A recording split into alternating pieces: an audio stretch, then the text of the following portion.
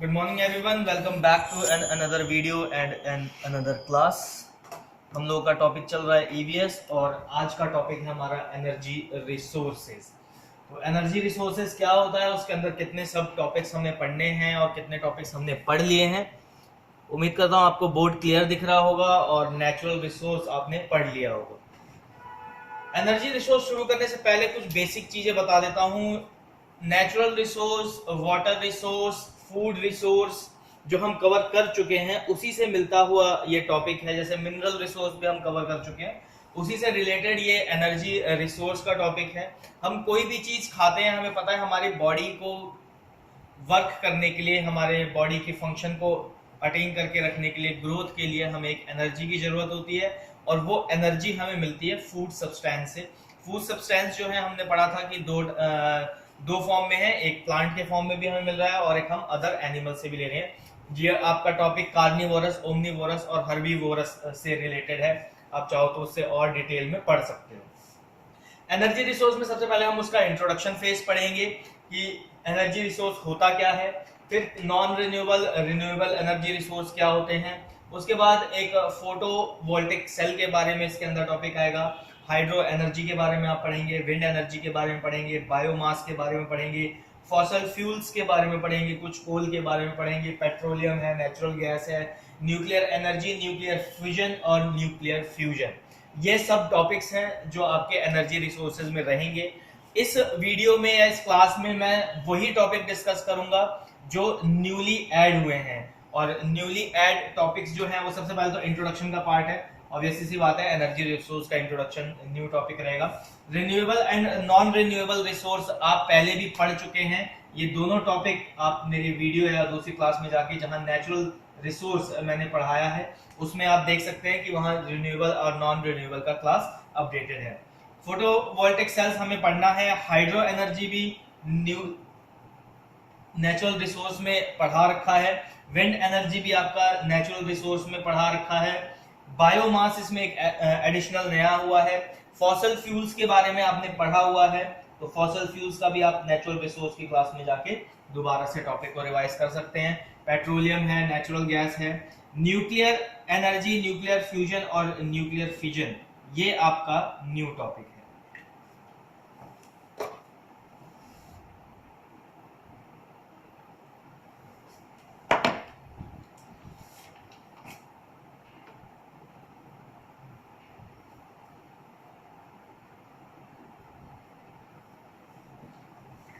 Round about 6 topic हम इसके अंदर कवर करेंगे आज की क्लास में। क्लास शुरू करने से पहले मैं कुछ बेसिक क्वेश्चन पूछना चाहूंगा अपने स्टूडेंट से, देखते हैं कि उनको कितना रिवाइज है, कितना याद है। हाँ जी Priya ji,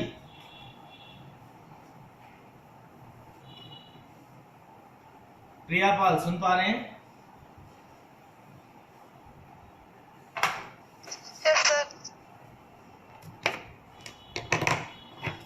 what is energy?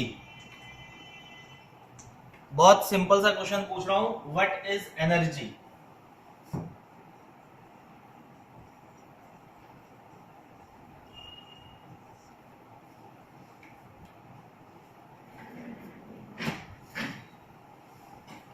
Sir, energy is power of life. More object produce electricity. Energy is what?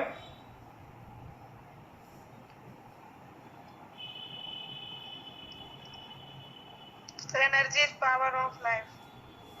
Energy is a power of life.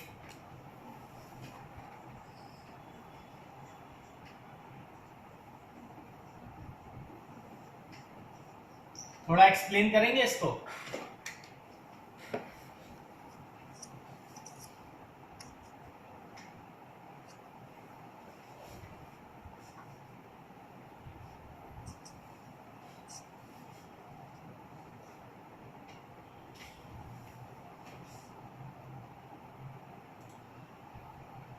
हाँ जी, Anjali Rajput ji. Yes, sir. What is energy? Sir, Hindi में बताओ, हिंदी में बताओ। सर हमारे काम करने की क्षमता को हम एनर्जी कहते हैं, जैसे invest energy is capacity to work. Okay, energy है क्या, वो चीज है जिससे हमें काम करने की क्षमता मिलती है, ठीक है। यानी इसको हम इंग्लिश में ऐसे बोल सकते हैं, energy is a capacity to do work. Sir वो बोल सकते हैं। क्या एनर्जी को बनाया जा सकता है?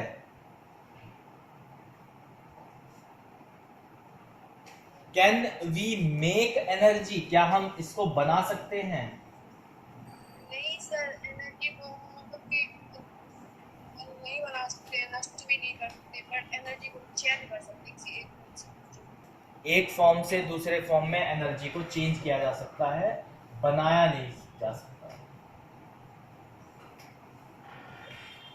हाँ जी प्रिया जी, कैसे चेंज करते हैं हम एनर्जी को एक फॉर्म से दूसरी फॉर्म में?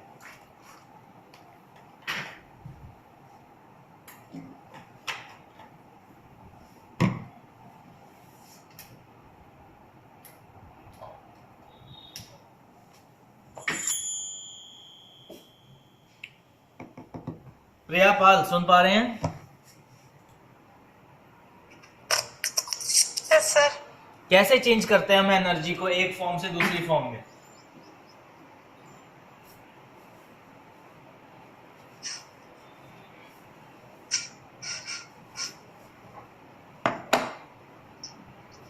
अभी तक हमने फोटोवोल्टिक सेल। सॉरी, किससे कर सकते हैं? Photovoltaic cell. फोटोवोल्टिक सेल से। अच्छा, कोई और एग्जांपल भी दो, कैसे करोगे फोटोवोल्टिक सेल से? तो इसका मतलब आपने फोटोवोल्टिक सेल पढ़ लिया है, कैसे किया फोटोवोल्टिक सेल से?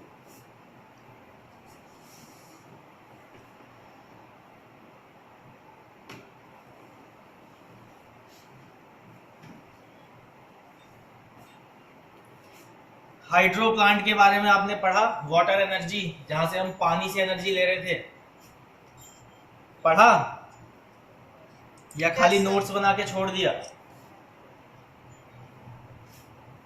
जब उसमें आपने पढ़ा होगा तो आप क्या कर रहे थे, वाटर की जो फ्लो की एनर्जी है, यानी एक हाई एल्टीट्यूड से लो एल्टीट्यूड पे जब वाटर जा रहा है तो जो उसकी स्पीड है, जो उसका फ्लो है, हम उसको क्या कर रहे थे, उसको यूटिलाइज कर रहे थे क्या, टरबाइंस मूव करने में। और वो टरबाइन मूवमेंट से क्या होता, इलेक्ट्रिक एनर्जी हो रही थी, ठीक है, डैम्स के उसमें। और जो जियोथर्मल प्लांट्स थे उसमें क्या हो रहा था, थर्मल प्लांट में क्या होता, वाटर को हम क्या कर रहे थे, उसकी लिक्विड स्टेट से गैसियस स्टेट में चेंज कर रहे थे, हीट प्रोवाइड करा के कोल की हेल्प से, ठीक है, कोयले की हेल्प से क्या कर रहे थे, हम वाटर को स्टीम में कन्वर्ट कर रहे थे। और फिर वो स्टीम क्या कर रहा था, आपके जो टरबाइंस है जो लगे हुए, उसकी स्टीम प्रेशर से वो मूव कर रहे थे और फिर से वो इलेक्ट्रिसिटी बना रहा था। कुछ आया समझ में है या पन्ने ही पलट रहे हो? खाली पेपर मूवमेंट की आवाज आती है, तुम्हारी आवाज नहीं आती है ऐसे। चलो फोकस करो, इंट्रोडक्शन की बात कर लेते हैं। तो सबसे पहले हम जानते हैं एनर्जी क्या होता है। तो energy is a capacity to do work.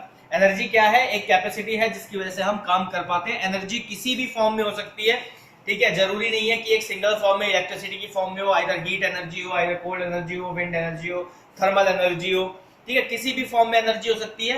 Energy के साथ हमें याद क्या रखना है कि हम एनर्जी को बना नहीं सकते, क्रिएट नहीं कर सकते। We can't create an energy, we only change the stages of energy. हम एनर्जी के स्टेज को चेंज करते हैं। कैसे चेंज करते हैं, तो हमें कहीं से कोल मिला, ठीक है, तो हमने क्या किया, पानी उसको हीट प्रोवाइड करी, तो वाटर क्या हुआ, उसकी स्टेट चेंज हो गई, और उससे हमने फिर क्या किया, आइदर स्टीम पे चले गए या कोई फ्लो ऑफ वाटर है उसका फ्लो यूज कर लिया। विंड हवा चल रही है, उसको क्या किया, इलेक्ट्रिसिटी में कन्वर्ट करने के लिए आपने टरबाइंस, विंड टरबाइंस लगा दिए। तो क्या है, स्टेट चेंज की जा रही है एनर्जी की, ठीक है। एनर्जी रिसोर्स क्या क्या है, तो एनर्जी रिसोर्स जो है वो नेचुरल रिसोर्स है, जो रॉ रिसोर्स होता है एनर्जी का, जो रॉ रिसोर्स होता है, रॉ का मतलब होता है बिल्कुल बेसिक स्तर पे जो रिसोर्स होता है वो हमेशा नेचुरल रिसोर्स रहेगा। वो रिसोर्स कौन सा रहेगा, नेचुरल रिसोर्स रहेगा। आप टरबाइन लगा रहे हो, आप थर्मल पावर प्लांट लगा रहे हो, that are man made, which converts the raw natural resource. ठीक है, क्या करता है भाई, आपने डैम बनाया, एक हाई एल्टीट्यूड पे आपने डैम बनाया, वहां टर्बाइंस लगाए, तो क्या हुआ, नेचुरल रिसोर्स क्या है, हमारा वाटर फ्लो है, जो ग्रेविटी की पुल की वजह से नीचे आ रहा है, हाई एल्टीट्यूड से लो एल्टीट्यूड पे जा रहा है। तो उसने क्या, हमने क्या किया, उसमें एक मैन मेड रिसोर्स लगाया, जिससे क्या किया, हमने एनर्जी को ट्रांसफॉर्म किया, यानी जो फ्लो एनर्जी थी उसको ट्रांसफॉर्म किया आइदर इलेक्ट्रिक में और जिसमें भी हम कन्वर्ट करना चाह रहे हैं। ठीक है, कोल की हेल्प से क्या किया हमने, स्टेट, लिक्विड की स्टेट चेंज करी, उसको गैसियस स्टेट में किया। अब उस गैसियस स्टेट को हमने फिर एक उसमें क्या किया, मैन्युअली उसमें रिसोर्स लगाया, मैन्युअली एक मॉडिफिकेशन किया और उसको एक पाइपलाइन के थ्रू एक स्टीम प्रेशर से जनरेट किया, उससे फिर टरबाइन घुमाया और फिर से हमने इलेक्ट्रिसिटी प्रोड्यूस करी। तो जो रॉ नेचुरल है, वो जो रिसोर्सेज है, एनर्जी रिसोर्सेज का जो रॉ है वो नेचुरल ही मिलेगा आपको, वो प्रोड्यूस नहीं किया जाएगा, सिर्फ आप कन्वर्ट कर सकेंगे। ठीक है, क्लासिफिकेशन के अंदर आ जाते हैं इसके अंदर कि भाई क्लासिफिकेशन में आपने क्या क्या देखना है। इंट्रोडक्शन समझ में आ गया कि भाई एनर्जी रिसोर्स होता क्या है? Yes sir. चलो ठीक है, आगे चलते हैं।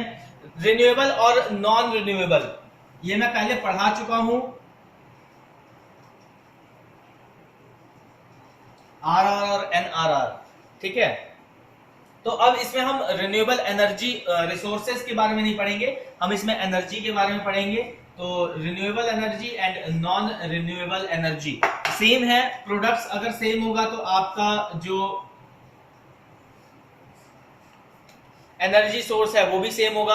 अगर मैं रिन्यूएबल की बात करूं तो रिन्यूएबल में आपका सनलाइट है, ठीक है, प्लांट से आपको फोटोसिंथेसिस मिलता है, बार बार रिन्यूएट करते रहते हैं। ठीक है, वाटर हो गया आपका, और एनवायरमेंटल कंडीशन जो स्नोफॉल वगैरह कंडीशंस हैं, वो सारा आपका रिन्यूएबल यानी बार बार यूज करने वाली रिसोर्सेज है। नॉन रिन्यूएबल में क्या आएगा, आपका फॉसल फ्यूल हो गया, इंडस्ट्रीज हो गई, ठीक है, या किसी भी चीज का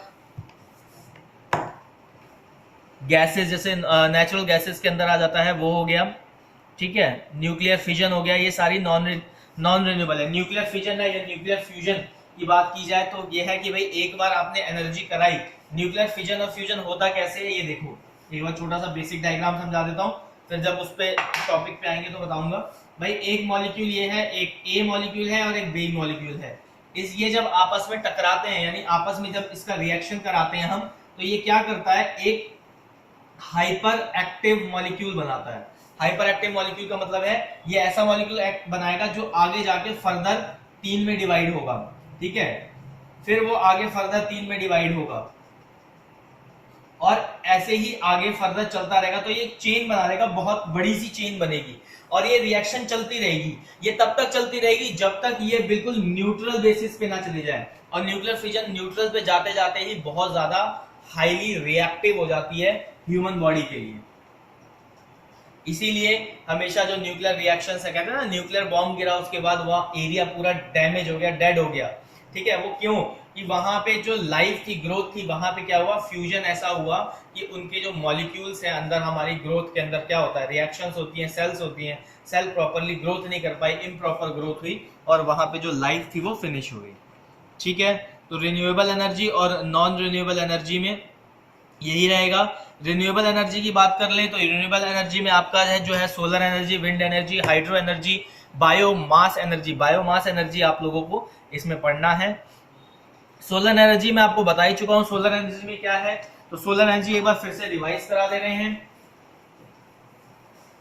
सोलर प्लेट्स होती हैं, यहां से ये सनलाइट है, सनलाइट आ रही है आपके अर्थ सरफेस पे, ठीक है, ये अर्थ सरफेस है, यहाँ एक सोलर प्लेट लगी हुई है, वहां पे उसने एब्जॉर्ब किया। अब वो एब्जॉर्ब किया तो क्या हुआ, यहाँ पे इलेक्ट्रॉनिक मूवमेंट शुरू हुई। वो इलेक्ट्रॉनिक मूवमेंट आइदर आपने सेल के हेल्प से उसे स्टोर किया या उसको डायरेक्टली यूटिलाइज किया। तो ये आपका बेसिक फंडा है सोलर एनर्जी का।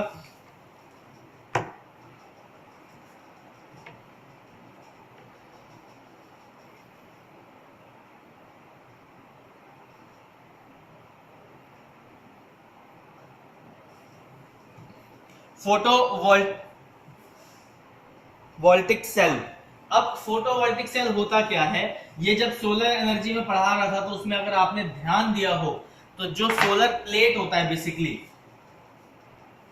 आपने देखा होगा उसमें सिल्वर कलर के,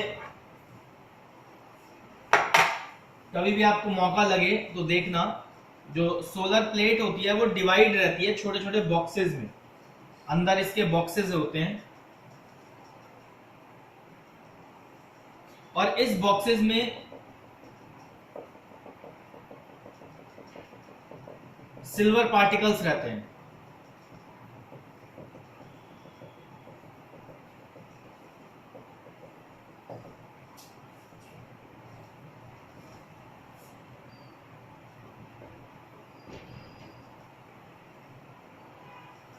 तो ये जो सिल्वर पार्टिकल्स होते हैं ये बेसिकली क्या है, ये आपकी सोलर एनर्जी को इलेक्ट्रिक एनर्जी यानी इलेक्ट्रॉन मूवमेंट एनर्जी में कन्वर्ट करते हैं।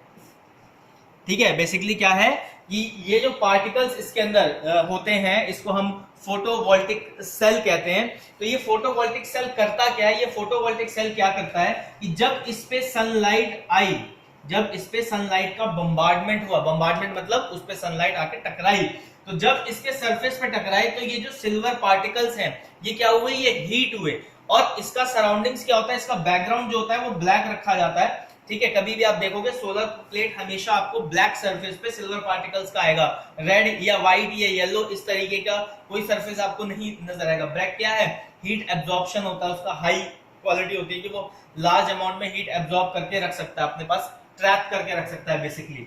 तो जब वो लाइट को ट्रैप करता है तो हीट की फॉर्म में ट्रैप करता है और वो हीट एनर्जी क्या करती है, जो उसके सिल्वर पार्टिकल्स है उसके इलेक्ट्रॉन में वाइब्रेशन कॉज करती है और वो वाइब्रेशन मूवमेंट क्या होता है, एक कनेक्शन के थ्रू उसको पाथवे दिया जाता है कि वो एक तरफ से दूसरी तरफ की मूव करे। ठीक है, एक पोल से दूसरे पोल की तरफ मूव करे और वही इलेक्ट्रॉनिक मूवमेंट को हम यूटिलाइज करते हैं क्या, अपने सेल या अदर फंक्शन, इलेक्ट्रिक फंक्शन के लिए। बेसिकली इलेक्ट्रिक फंक्शन में क्या होता है भाई, इलेक्ट्रॉन की मूवमेंट एक वायर में, एक वायर है चाहे इधर वो कॉपर की हो या एल्यूमिनियम की हो या आयरन की हो, कोई भी एक वायर हमने ले ली, अब उसमें क्या है, इलेक्ट्रॉन्स है आपस में जुड़े हुए। ठीक है, वो वाइब्रेट करेंगे, क्या वाइब्रेट करेंगे तो क्या होगा, हीट पैदा होगी।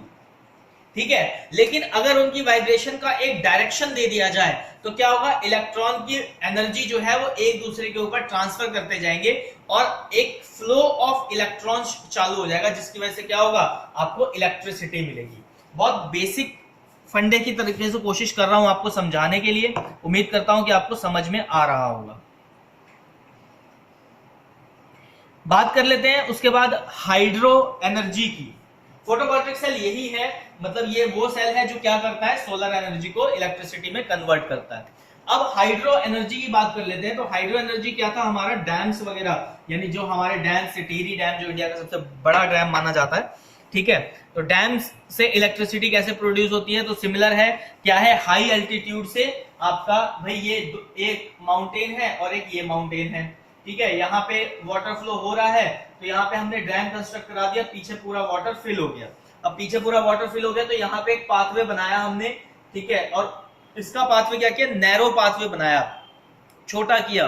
ठीक है, जहां पे मान लो 10 किलोमीटर का था वहां उसको हमने 5 किलोमीटर या 4 किलोमीटर या 2 किलोमीटर के पाथवे ऐसे क्रिएट किए। तो उसमें क्या हुआ कि वाटर का फ्लो जब एक बार सीधा बिना किसी हर्डल के, डैम्स का आप कभी भी देखोगे वो बिल्कुल स्ट्रेट होता है।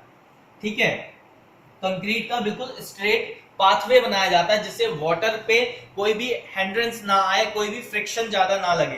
तो वहां क्या किया, फिर नीचे जहां पे वो डैम को आगे फ्लो कराना है, मतलब रिवर को आगे भेजना है, वहां क्या किया, वहीं से थोड़ा सा ऊपर टरबाइंस ऐड किए जाते हैं। अब वो क्या करता है, वाटर की फ्लो की वजह से वो टरबाइंस को मूव करता है, वो टरबाइंस मूव होते हैं तो आपकी मोटर मूव होती है, मोटर मूव होती है तो अगेन क्या हम प्रोड्यूस करते हैं उससे, इलेक्ट्रिसिटी यानी इलेक्ट्रॉन मूवमेंट। तो ये आपका हाइड्रो का था। उसके बाद आ जाते हैं विंड। अब विंड से कैसे लेंगे, तो विंड से भाई अब सीधी सी बात है कि खाली पंखा घुमाने से इलेक्ट्रिसिटी प्रोड्यूस हो जाए तो सभी घर में पंखा घुमा के इलेक्ट्रिसिटी प्रोड्यूस कर लेंगे। तो उसमें क्या है, एक बड़े बड़े ट्यूबिकल फैंस लगाए जाते हैं।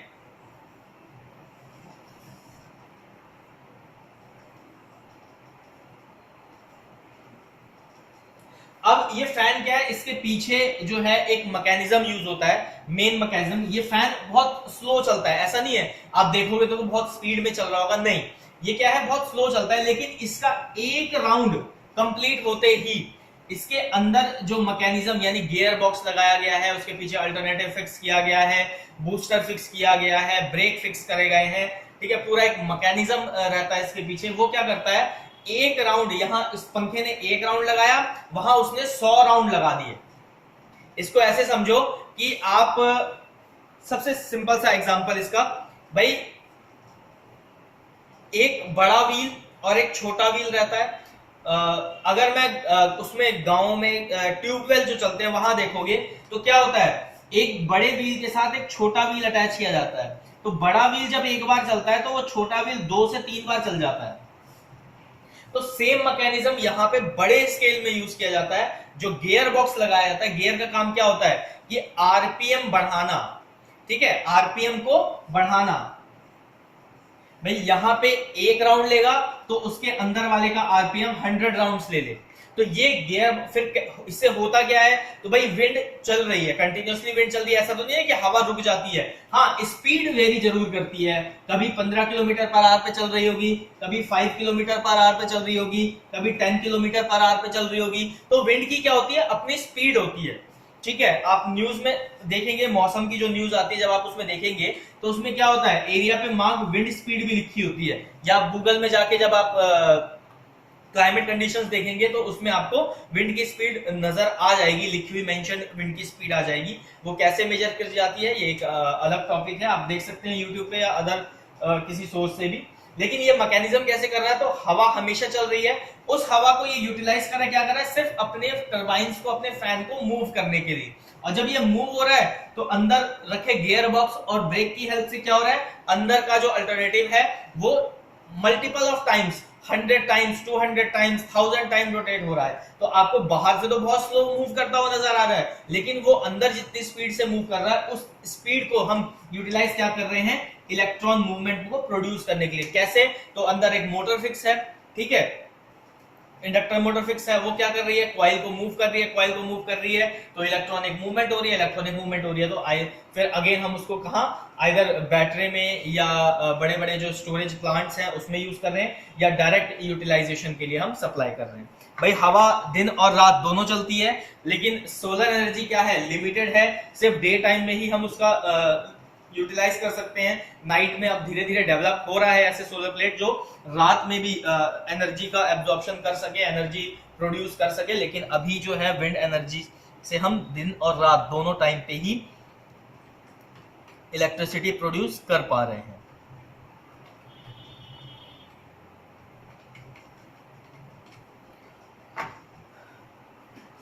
विंड एनर्जी का यही तक था। बायोमास एनर्जी रिसोर्स का जो नया टॉपिक था इंट्रोडक्शन के बाद जो हमें आज पढ़ना था वो है आपका बायोमास। अब बायोमास सुनते ही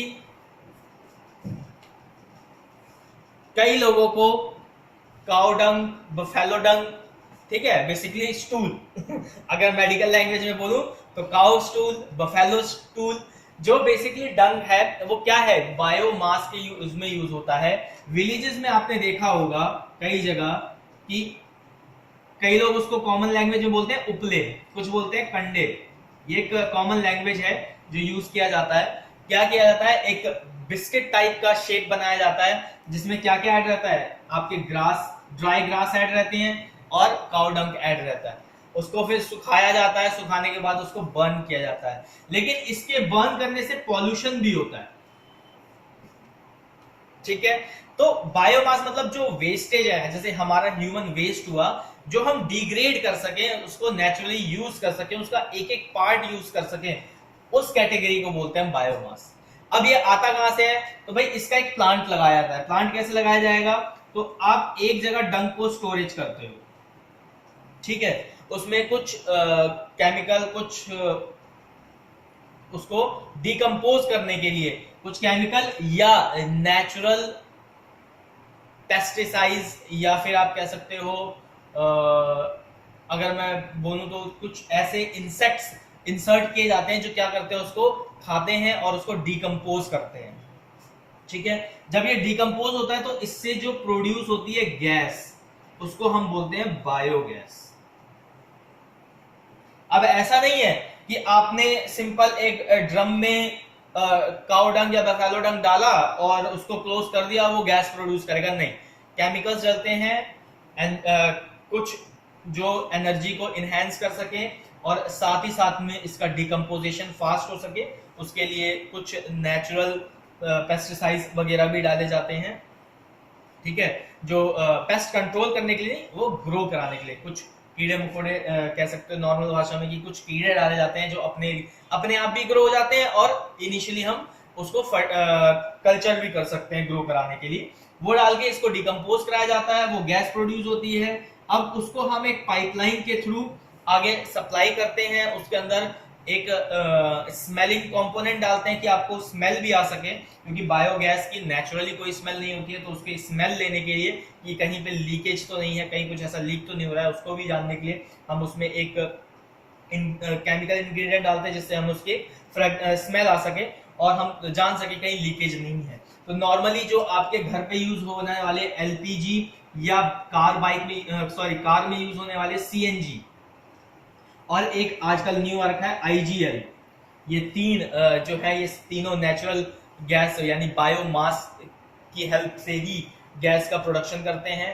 और आपका जो एनर्जी रिसोर्सेज है, यानी खाना बनाना हो गया, हीट एनर्जी का लेना, कार बाइक्स चलाना, ठीक है, ये सारी चीजें आपकी इसी बेसिक जो रॉ है, हमारा रॉ एनर्जी रिसोर्स है, वो यही है, बायो मास ही है, जो कि आपका डंक और वेस्टेज प्रोडक्ट से आता है।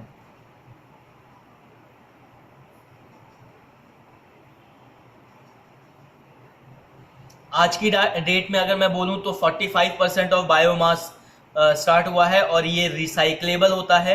इसको आप रिसाइकल कर सकते हो। कैसे रिसाइकल कर सकते हो? तो इसको रिसाइकल करने का सिंपल सा तरीका होता है, इसके अंदर जो मटेरियल बचा एंड में आप उसको फर्टिलाइजर के रूप में, नेचुरल फर्टिलाइजर के रूप में आप लैंड पे ग्रोथ कल्टीवेशन के लिए भी यूज कर सकते हो, फ्रूट ग्रोथ के लिए भी कर सकते हो। उसके बाद आ जाता है non renewable energy resource. Non renewable में आपका coal, petrol, timber, natural gas. Natural gas मतलब ये फॉसिल फ्यूल। एक बार इसका अगर आपका खाद बन जाता है, ठीक है, तो फर्टिलाइजर बन जाता है, तो उसके बाद क्या है, आप दोबारा से इससे नेचुरल गैस नहीं बना सकते। तो ये भी वन टाइम रिन्यूएबल, मतलब वन टाइम यूज होता है, दोबारा से रिन्यू नहीं किया जा सकता। तो ये सारी आपकी जो चीजें हैं वो सारा नॉन रिन्यूएबल रिसोर्स में आता है। आगे बढ़ते हैं, इसी में फॉसिल फ्यूल के बारे में बात कर लेते हैं। तो सॉलिड, लिक्विड, गैस, तीन तरीके के फॉसिल फ्यूल्स होते हैं आपके। सॉलिड में कोल आ गया, लिक्विड में पेट्रोलियम आ गया, गैस में नेचुरल गैसेस हो गया। कोल के बारे में आपको पता ही है, कोयला कैसे होता है, कहाँ बनता है। नेचुरली कोयला आप बना नहीं सकते, अर्थ क्रस्ट में मिलता है हमें। पेट्रोलियम हमारे सी बेड में मिलता है, ठीक है। नेचुरल गैस हम लोग ये काउ डंक और बाकी डंक्स से यूज करते हैं, बनाते हैं। अब आ जाते हैं न्यूक्लियर एनर्जी। तो न्यूक्लियर एनर्जी क्या है, इसको जानने से पहले थोड़ा सा एक न्यूक्लियर या आप कह सकते हो न्यूक्लियर फिजन के बारे में पढ़ना जरूरी है।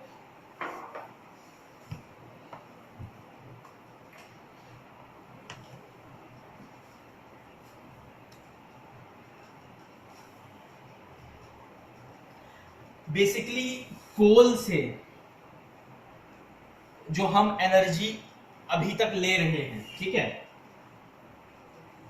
जो एनर्जी अभी तक हम कोल से, कोयले से ले रहे हैं, उसका रिप्लेस करने के लिए हमने न्यूक्लियर एनर्जी को इंट्रोड्यूस किया। अब कोल से जब हम कोई चीज एनर्जी ले रहे होते हैं, कोल से हम क्या लेते हैं, कोल का हम थर्मल प्लांट बनाते हैं। थर्मल प्लांट में क्या होता है, वाटर को स्टीम, वाटर की स्टेट चेंज करके और उसे इलेक्ट्रिसिटी प्रोडक्शन में यूज किया जाता है। तो कोल जब बर्न होता है तो बहुत ज्यादा पॉल्यूशन क्रिएट करता है। आप कितना भी फिल्टर करोगे तो 100% कोयले का जो ऐश है वो आप यूटिलाइज नहीं कर पाते हो, ठीक है। जो एयर में जो डस्ट पार्टिकल्स हैं कोल के, वो 100% फिल्टर नहीं हो पाते हैं, तो कहीं ना कहीं वो पॉल्यूशन कॉज कर रहे होते हैं। तो उसको अवॉइड करने के लिए हमने यूटिलाइज किया न्यूक्लियर एनर्जी का। और न्यूक्लियर एनर्जी क्या है? ये एक highly developed and alternative energy production है, ठीक है, जो रिप्लेस कर रहा है किसको? कोल को आज के टाइम में। अब न्यूक्लियर एनर्जी क्या है? दो तरीके के प्रोसेस में होता है, एक होता है न्यूक्लियर फिजन और दूसरा होता है न्यूक्लियर फ्यूजन।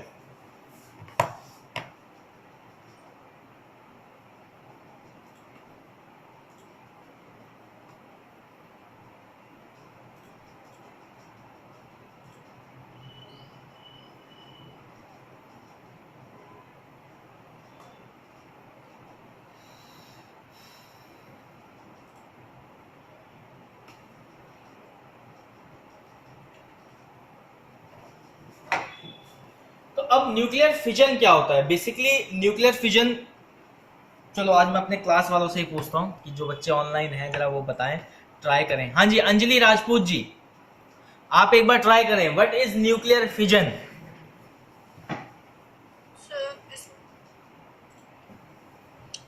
मतलब कि जो हैवी न्यूक्लियर चलते हैं, मतलब कि उसमें बमबारी कराई जाती है ब्लैक न्यूक्लियस में, जैसे बेरियम और क्रिप्टन, जो लार्ज अमाउंट में रिलीज होती है ऐसी एनर्जी। यूरेनियम होता है वो 235 एनर्जी रिलीज होती है। प्रिया पाल, आप कुछ बताएं।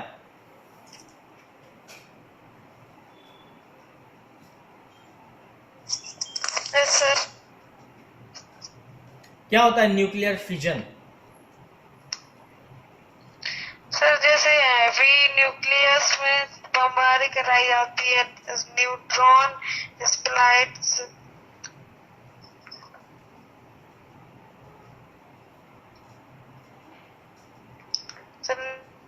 Nuclei release. दो वर्ड पढ़ा होगा आपने इसमें, बेरियम और क्रिप्टोन। बेरियम एंड क्रिप्टोन के बारे में पढ़ा होगा न्यूक्लियर फिजन के नोट्स जब आप मेरे पढ़ रहे होंगे या लिखे होंगे अभी आपने, तो उसमें दो वर्ड आया होगा, बेरियम एंड क्रिप्टोन। तो बेसिकली है क्या बेरियम और क्रिप्टोन? एक हैवी न्यूक्लियस जब बम्बार्ड कराया जाता है, हैवी न्यूक्लियस जब बम्बार्ड का मतलब होता है फेंकना एक जगह से दूसरी जगह पे हाई स्पीड से, किसी सरफेस पे टकराना, जैसे गया ये टकराया, एक हाई स्पीड से टकरा रहा है, तो उसको बम्बार्डमेंट कहते हैं। बहुत सारे एक ही बार में मिलियंस ऑफ ट्रिलियंस ऑफ जब न्यूक्लियस जो बम्बार्ड कराए जाते हैं, यानी बेरियम और क्रिप्टोन, तो वो क्या करता है?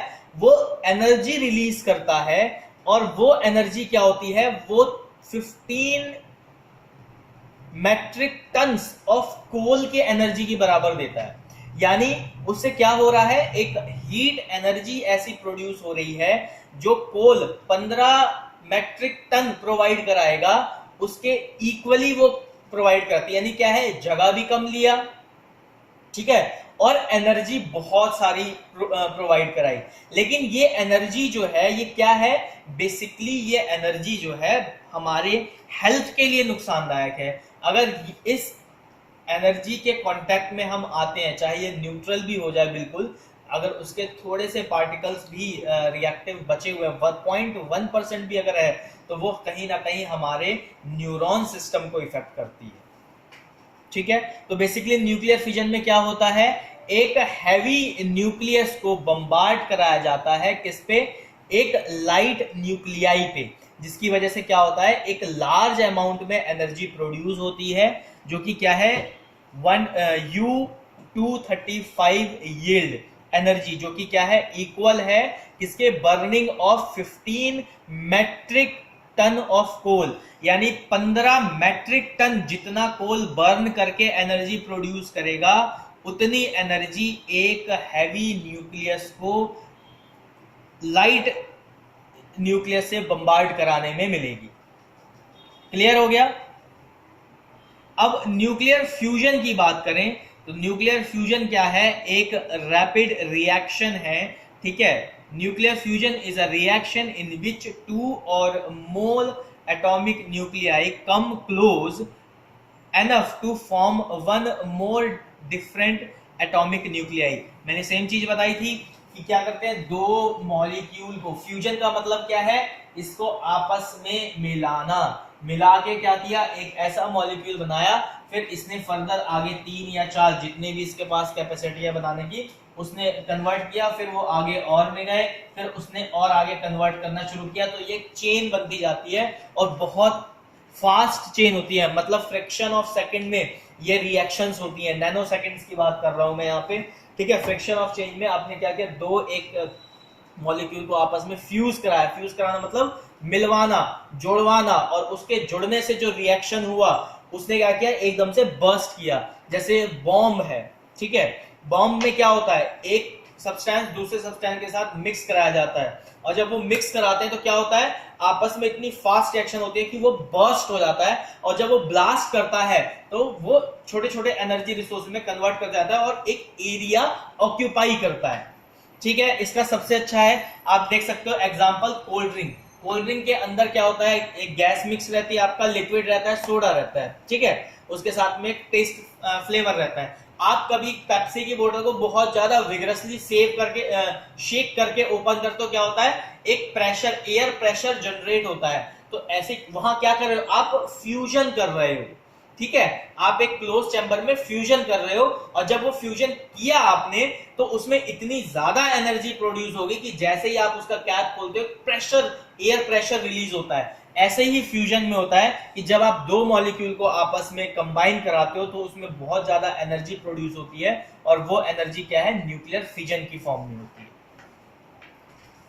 उम्मीद करता हूं आपका ये लेक्चर आपको समझ में आया होगा और इंटरेस्ट रहा होगा। आने वाली वीडियो के लिए इस चैनल को सब्सक्राइब कर लें, और कमेंट बॉक्स में जरूर बताएं कि आपको इससे रिलेटेड PDF नोट्स चाहिए कि नहीं। Thank you.